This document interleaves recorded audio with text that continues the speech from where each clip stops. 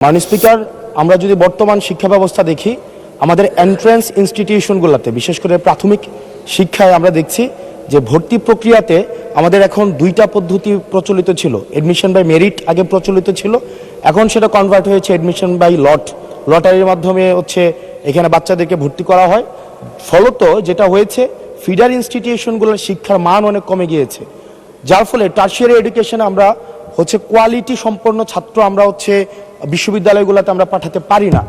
এখন মাননীয় মন্ত্রী মহোদয়ের কাছে আমার প্রশ্ন থাকবে, এই যে প্রাইমারি স্কুলে বাচ্চাদেরকে ভর্তি করানোর ক্ষেত্রে আমরা কি ভর্তি প্রক্রিয়াটা আমরা পরিবর্তন করব কিনা, নাকি এই যে এডমিশন বাই লটারির মাধ্যমে আমরা নিব এবং মেরিটকে আমরা সবসময় দমায় রাখবো, নাম্বার ওয়ান।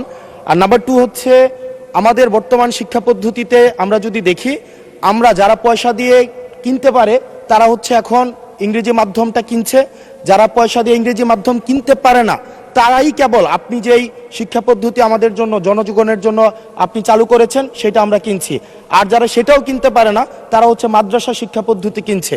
আপনার কাছে প্রশ্ন যে আমাদের বর্তমানে একটা দেশে এই তিনটা শিক্ষা পদ্ধতি যেটা অর্থনৈতিক অবস্থার উপরে নির্ভর করে চলে, এই তিনটা শিক্ষা পদ্ধতি জিয়ে রেখে আপনার কি মনে হয় যে আপনি একটা ইনক্লুসিভ শিক্ষা পদ্ধতি নিয়ে আমাদের দেশটাকে আগায় নিতে পারবেন? ধন্যবাদ।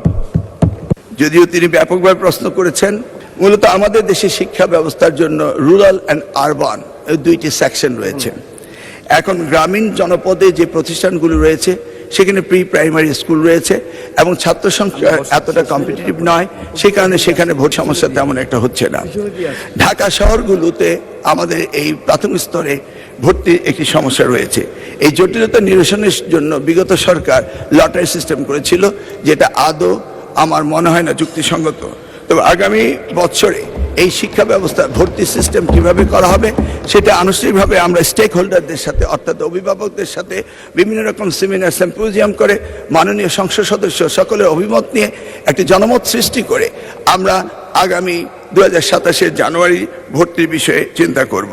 তিনি আরেকটি বিষয় উপস্থাপন করেছেন, আমাদের 3 ডাইমেনশনাল যে শিক্ষা ব্যবস্থা রয়েছে সেটাকে সমন্বিত করা।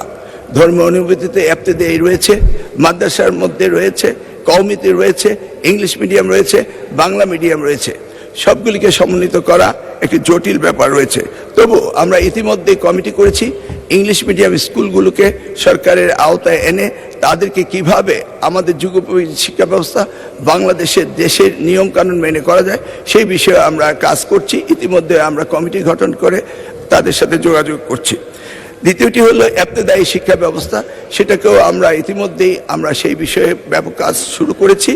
আর কওমি শিক্ষা ব্যবস্থাকে কিভাবে অন্তর্ভুক্ত করা যায়, কারণ একটি দেশে বিভিন্ন শিক্ষা ব্যবস্থা না থেকে কিভাবে শিক্ষা ব্যবস্থা সমন্বিত করা যায় সেই ব্যাপারে সরকারের পক্ষ থেকে প্রচেষ্টা এবং উদ্যোগ আমরা নিচ্ছি। ইনশাআল্লাহ আগামী দিনগুলোতে পর্যায়ক্রমে আপনারা দেখতে পাবেন। এলো খবরের কাগজ, নিখাত, নির্ভীক, নিরপেক্ষ।